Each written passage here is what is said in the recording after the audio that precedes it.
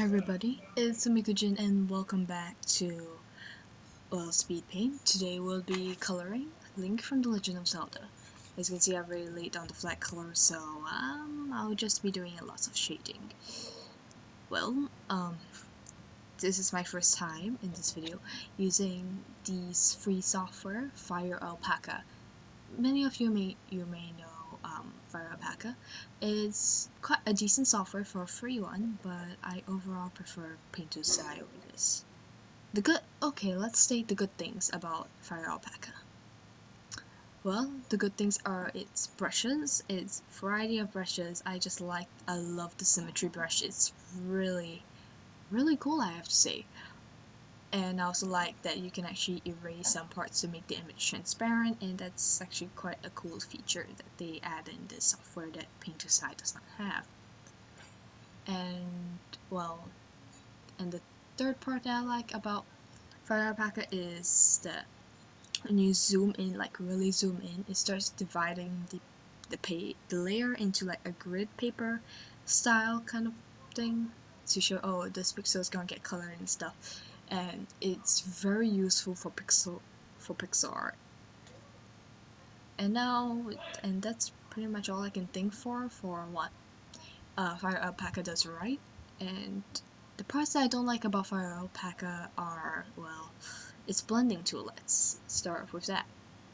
The blending tool, it's not very good. It's pretty bad.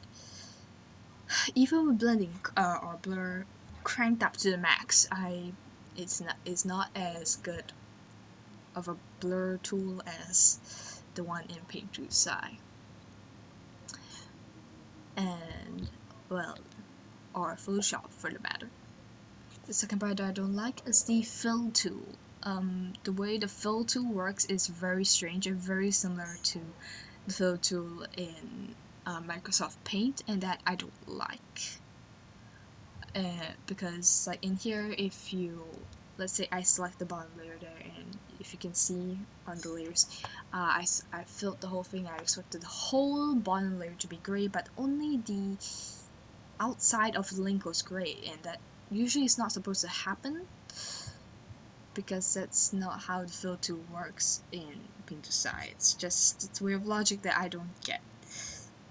Next thing that I don't like, and this is quite a big issue for me, considering I use this tool a lot, is the selection tools. They are not very good. They're not very good. One, the magic wand isn't very accurate like the one in Intuos.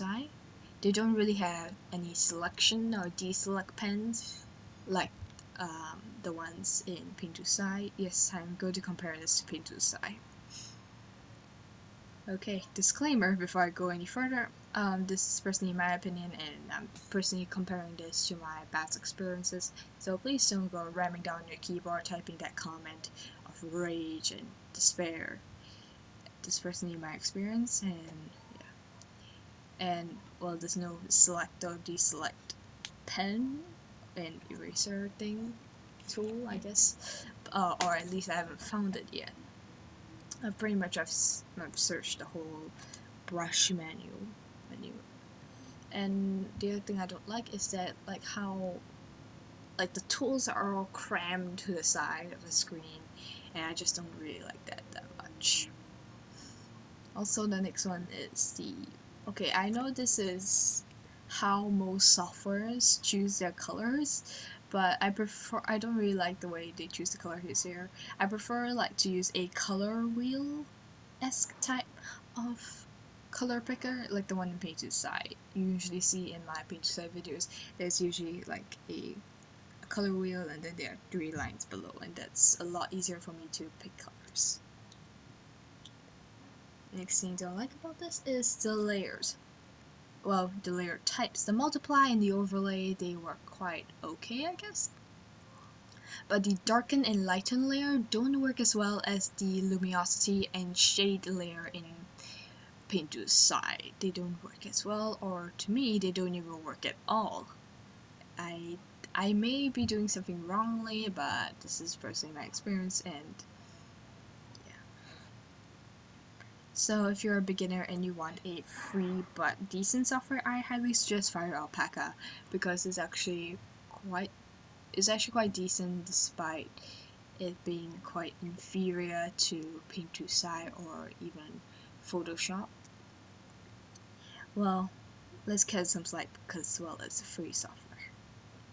But if you do have the money, I highly suggest you get Paint2Sci, because one, it's pretty easy, but if you're more of the experienced type, maybe you can go for Clip Studio Paint. I think that's what it's called, because that is actually, it works wonders if you're a manga artist, or go for Photoshop because it's the industry standard and it actually works quite well, because you can actually download a lot of brushes. Speaking of downloadable brushes, yeah, from the type of brushes I can see in FireAlpaca, you can probably make custom brushes, put them online, and well, people can download them to use them. And for that, I applaud FireAlpaca for actually being able to share brushes. Because Photoshop, when you add brushes, it's very easy, but in Paint2Sci, it's a pain in the butt, because you have to change some of the coding and some of the text files, and oh, it's just a pain. It's just a pain in the neck to do it. Also, the rotate your view tool, I'm not really used to it, so go work on it. And well, that's the end, and thank you for watching, and goodbye.